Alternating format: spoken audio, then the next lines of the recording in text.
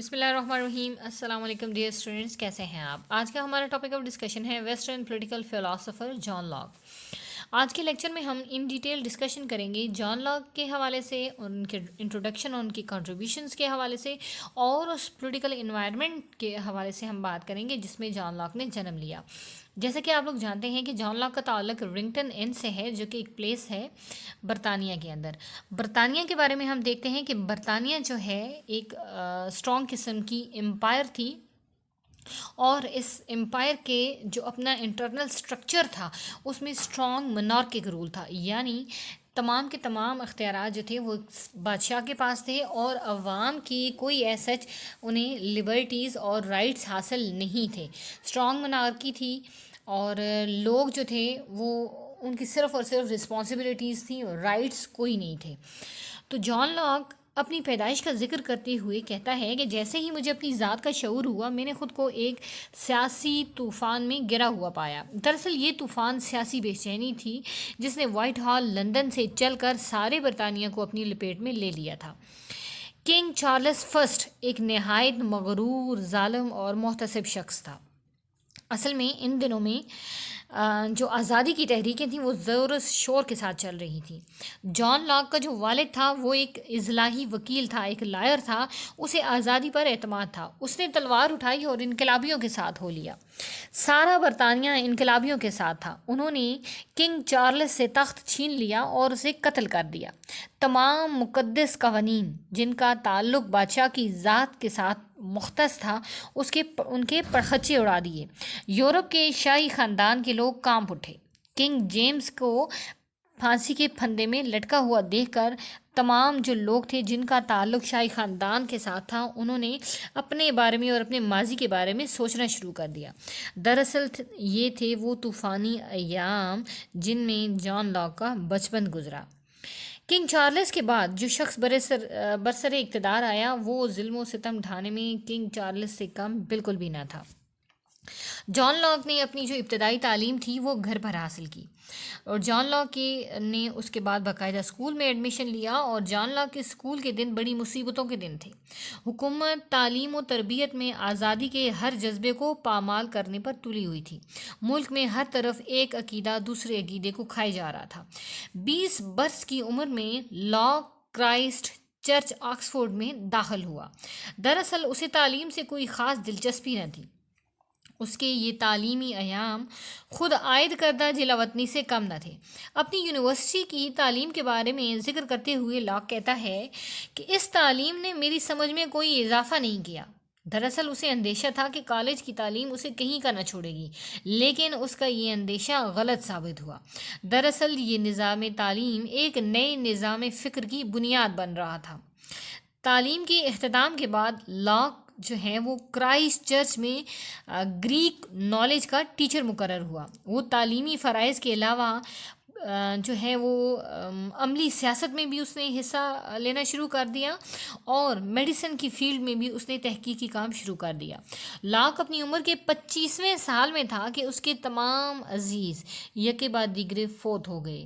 دراصل اس نوجوان فلسفی کو اب فلسفہ کی ضرورت محسوس ہوئی. اس کے دوستوں نے اس کا ہمیشہ ساتھ دیا. اس کے دوستوں میں ایک بااثر رئیس لارڈ اشلے تھے. اسی دوست کی وجہ سے لاک جو ہیں وہ اپنی عملی جو پالیٹکس کا میدان ہے اس میں انٹر ہوتے ہیں. اکثر یہ دیکھا گیا ہے کہ لوگ علم حاصل کرنے کے بعد تنہائی پسند، خودبین اور علم و دانش کو ایسا عطر سمجھنے لگتے ہیں کہ سمجھتے ہیں کہ اگر اس عطر کو کھلا چھوڑ دیا تو وہ اڑ جائے گا. لیکن لاک کی ذات میں ایسی کوئی بات نہ تھی. لاک کی غیر معمولی استعداد سے فائدہ اٹھانے والوں میں اس کا دوست لارڈ اشلے اور اس کی وائف لیڈی اشلے اور ان کے خاندان کے دیگر لوگ پیش تھے. اگرچہ اس وقت تک لاک نے ڈاکٹری میں ڈگری تو مکمل نہیں کی ہوئی تھی، مگر اس نے لیڈی اشلے کا بہترین علاج کیا تھا. اس کے بعد اس کی مقبولیت لارڈ اشلے کی فیملی میں اور زیادہ ہو گئی. لاک ایک ہمہ گیر ذہن کا مالک تھا. وہ ایک دیانتدار پولیٹیشین تھا. لارڈ اشلے کی مدد سے لاک کا تقرر ایگزیکٹو کونسل آف برٹن میں ہو جاتا ہے. لاک چونکہ قسمت کا دھنی تھا، لکی تھا، اس کا ذہن تندرست و توانا تھا. اور تقریباً 30 برس کی عمر میں اسے پھیپھڑوں کے مرض میں جو ہے وہ مبتلا ہو گیا اور آخر دم تک کھانسی نے اس کا پیچھا نہ چھوڑا۔ اس کے باوجود لاک نے ہمت نہ ہاری اور اپنی زندگی میں ایک تسلسل کو برقرار رکھا۔ اپنی آزاد خیالی کے باوجود لارڈ اشلے لارڈ چانسلر بنا دیا گیا۔ لارڈ چانسلر آپ کو پتہ ہے کہ اپر جو ہاؤس ہے برٹش لیجسلیچر کا، اس میں بہت امپورٹنٹ پوزیشن تھی لارڈ چانسلر کی، تو لارڈ اشلے جو تھے وہ لارڈ چانسلر بن گئے۔ اور اس وقت ابھی تو ہم دیکھتے ہیں کہ اپر چیمبر آف یو کے جو ہے اس کی کوئی ایسا ویلیو نہیں ہے، وہ جسٹ سگنیچر کی پاور ہے اس کے پاس، لیکن پہلے ہاؤس آف کامن کے پاس کوئی پاور نہیں تھی، ہاؤس آف لارڈ کے پاس تھی۔ تو اس وقت لارڈ اشلے جو تھے ان کا لارڈ چانسلر بننا ایک بہت بڑی بات تھی۔ تو انہوں نے کیا کیا کہ جیسے ہی وہ خود اس فیلڈ میں ایک پرومیننٹ پوزیشن حاصل کرتا ہے لارڈ اشلے، تو ساتھ میں وہ جان لاک کو بھی اس فیلڈ میں انٹر کر دیتے ہیں۔ اور اس کے بعد لوگ جو ہیں وہ ڈیموکریٹک نارمز کی طرف، یعنی یو کے جو لوگ ہیں وہ ڈیموکریٹک نارمز کی طرف، ڈیموکریٹک ویلیوز کی طرف وہ اپنا رجوع کرتے ہیں اور پارلیمانی نظام حکومت کے خواہاں ہو جاتے ہیں، اور وہ چاہتے ہیں کہ ملک کے اندر پارلیمنٹری فارم آف گورنمنٹ آ جائے۔ لارڈ اشلے سے جو ہیں وہ with the passage of time بادشاہ جو ہے وہ بدزن ہو جاتا ہے اور اسے جیل میں ڈال دیتا ہے۔ لاک نے ایسی صورتحال میں ساؤتھ فرانس کا رخ کیا۔ اس کے بعد جب اشلے نے دوبارہ بادشاہ کا قرب حاصل کر لیا اور بحال ہو گیا، تو اس دوران میں لاک نے مختلف ادوار زندگی کے نشیب و فراز کا مطالعہ کر لیا تھا اور اگین جو ہے وہ واپس آ گیا اپنے ملک میں۔ اس کے بعد لارڈ اشلے جو ہیں ان کی موت ہو جاتی ہے، اور اس کے بعد لاک کو بھی شک کی نظروں سے دیکھا جانے لگا جاتا ہے، اور وہ جو ہیں ان کی جاسوسی کی جاتی ہے، ان کے اوپر کڑی نظر رکھی جاتی ہے۔ جب لاک کو بادشاہ نے آکسفورڈ کے شعبہ تعلیم سے بھی برخاست کر دیا، تو لاک نے وہاں سے ہالینڈ کا رخ کیا۔ جب جان لاک ہالینڈ چلا جاتا ہے تو اس وقت ہالینڈ تمام آزاد خیال لوگوں کی پناہ گاہ تصور کیا جاتا ہے۔ تب لاک نے برطانیہ کی طرز حکمرانی، یعنی کہ جہاں پہ monarchy تھی، اور ہالینڈ کی طرز آزاد خیالی کا مطالعہ کیا اور کمپیریزن کیا دونوں سسٹم کا، اور دیکھا کہ monarchy میں تو بالکل بھی جو ہے وہ فنڈامنٹل رائٹس نہیں ہیں، کوئی لبرٹیز نہیں ہیں، جبکہ ہالینڈ میں لوگوں کو ہر طرح کی آزادیاں حاصل ہیں اور وہ اپنی زندگی کو بھرپور طریقے سے انجوائے کرتے ہیں۔ لاک نے فہم انسانی کے مسائل پر غور کیا تو اسے معلوم ہوا کہ چند آرام طلب امراء کی عظمت و شوکت میں اضافے کی خاطر خون اور پانی برطانیہ کے اندر ایک کیا جا رہا ہے۔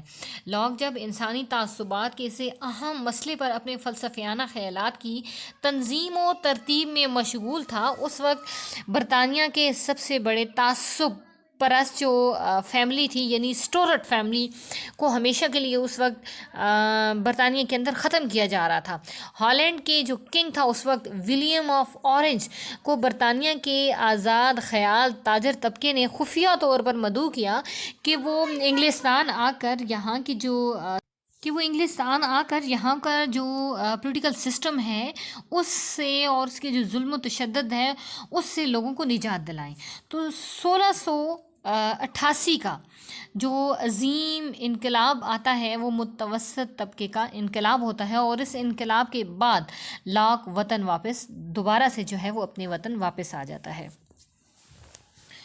لاک کہتا ہے کہ عقل سلیم کا یہ تقاضا ہے کہ ہر شخص کو اپنے طور پر خدا سے تعلق قائم کرنے کی پوری اجازت ہے، یعنی اس سے مراد یہ ہے کہ وہ سیکولرزم کا کنسیپٹ دے رہا ہے۔ وہ کہتا ہے کہ سماج کو، معاشرے کو کسی فرد کے ضمیر کے خلاف کوئی معیار ٹھونسنے کی اجازت نہیں ہے، ہر شخص کو اپنے ضمیر اور مذہب پر چلنے دیا جائے، یعنی آنکھ جس چیز کا اندازہ نہیں کر سکتی دل اسے محسوس کرتا ہے۔ جان لاک اپنی زندگی کے آخری ایام تک انسانی بھلائی کے لیے لڑتا رہا۔ اس نے مزدوروں کا دولت میں جائز حصہ دلانے کے لیے اہم کوششیں کیں، عوام کی تعلیم میں اس نے گہری دلچسپی لی، اور وہ پریس کی آزادی کے حق میں تھا۔ اس کے نزدیک ہر شخص جو وہ بولتا ہے اسے چھاپنے کا بھی حق ہے۔ جتنی بھی انڈیویجول لبرٹیز ہیں، رائٹس ہیں، ان کے بارے میں جان لاک نے بہت زیادہ جو ہے وہ ایفرٹس کی ہیں۔ جان لاک کے بارے میں ہم دیکھتے ہیں کہ ان کی جو بکس ہیں ان میں آلدو کہ اس کا کام تو بہت زیادہ ہے، لیکن بہت موسٹ امپارٹنٹ جو بکس ہیں، ٹو ٹریٹیز آن گورنمنٹ 1960 میں جو ہے اس کی پبلش ہوئی، اور این ایسے concerning human understanding, extra ordinary ایسے ہے جان لاک کا۔ فنڈامنٹل کانسٹیٹیوشن آف کیرولینا ایک اور زبردست قسم کی کریشن ہے جان لاک کی، اور یہ جان لاک کی جو سروسز ہیں یہ برطانیہ کی جو آج کی موجودہ آزادی ہے اور اس میں بہت زیادہ رول رہا ہے اس کا۔ اور جان لاک کو جو ہے وہ کہا جاتا ہے father of constitution of U S A. اب یو ایس اے کا جو کانسٹیٹیوشن ہے، یعنی امریکہ کا جو کانسٹیٹیوشن ہے، اس کانسٹیٹیوشن کا فادر جان لاک کو اس وجہ سے کہا جاتا ہے کہ جان لاک کی فلاسفی کے جتنے بھی فیچرز ہیں ان کو پریکٹیکلی ہم امریکہ کے کانسٹیٹیوشن میں دیکھتے ہیں، تو یہ بھی جان لاک کی ایک بہت بڑی کنٹریبیوشن ہے۔ سو جب جان لاک نے محسوس کیا کہ اس کی زندگی کا سورج غروب ہونے والا ہے، اس نے اپنے دوستوں کو جمع کیا اور انہیں ہمت نہ ہارنے کی تلقین کرتے ہوئے خود صداقت قطیحہ کی تلاش میں دنیا سے رخصت ہو گیا۔ سو اسٹوڈنٹ، یہ تو تھا ہمارا لیکچر جان لاک کے انٹروڈکشن کے بارے میں اور اس پولیٹیکل انوائرمنٹ کے بارے میں جس میں جان لاک نے جنم لیا ہو اور جس میں سروائیو کیا اور اس نے اپنی ساری جوانی جو ہے وہ گزاری۔ تو نیکسٹ جو ہمارا لیکچر ہوگا وہ جان لاک کے فلاسافیکل ویوز کے حوالے سے ہے، اس کے کنسیپٹ آف ہیومن نیچر اور کنسیپٹ آف ہیومن نیچر، اس کا جو کنسیپٹ آف سوشل کانٹریکٹ ہے، اس میں ہم انشاءاللہ اس کو ان ڈیٹیل ڈسکشن کریں گے۔ So thank you very much for listening.